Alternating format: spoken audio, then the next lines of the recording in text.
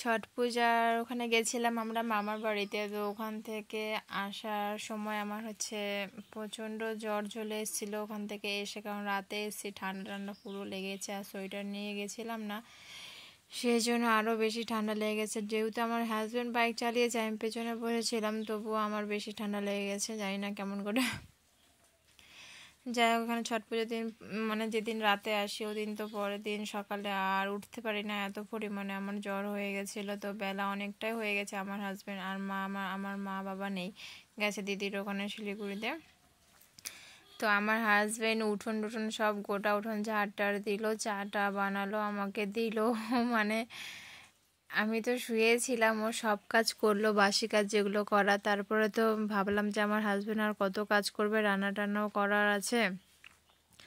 ভাবলাম আমার ভাস্তিকে ফোন করে ডাকা যাক। তারপরে তো ওকে ডাকলাম ফোন করে, ও চলে এলো। ও যখনই ডাকি না একবার রাজি হয়ে যায় আসার জন্য।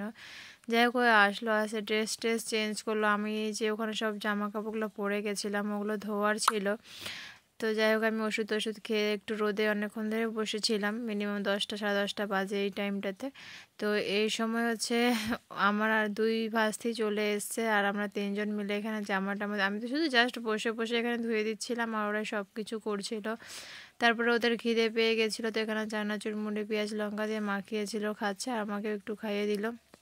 আর এখানে পায়রাটা যখন আমরা আসি তখন দেখলাম একটু অসুস্থ ছিল, বাট তার 2 ঘন্টা পরে পায়রাটা মরে গেল। যাই হোক, আমার ভাসির হাজব্যান্ডটা এলো, ওই এসে এখানে গর্ত ঘুরে এখন পায়রাটাকে কি বলবো, যাই হোক, আমরা যেটা বলি গর্ত করে তুপে দিবে, এখন গর্ত করে মাটিতে আর কি পুঁতে দিবে। তো ভালোইভাবে করছিল। আমি এগুলো কিছু ভিডিও করি, যা ভিডিও করেছে এগুলো সব আমার ভাস্তি করেছে, আর কিছু কিছু যেগুলো আছে বাড়ির ভেতরে সেগুলো আমি করেছি। ও আসলো, এগুলো সব করে তো স্নান টান করলাম, দুপুরে খাওয়া দাওয়া করে। এই ভিডিওগুলো সন্ধ্যার সময় আমার হাজব্যান্ড নিয়ে এসেছিলো সিঙ্গারা, আমার ঝাল ঝাল খেতে ইচ্ছে করছিল তাই। আর এখানে আমরা দেখছিলাম পঞ্চায়েত লাগিয়েছিল, আমার হাজব্যান্ড কবে থেকে বলছে দেখবো।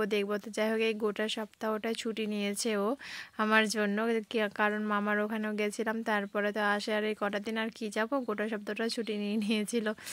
যাই হোক, খুব আমার তো খুব ভালোই লেগেছিলো যে আমার গোটা সপ্তাহটা আমার সাথেই ছিল।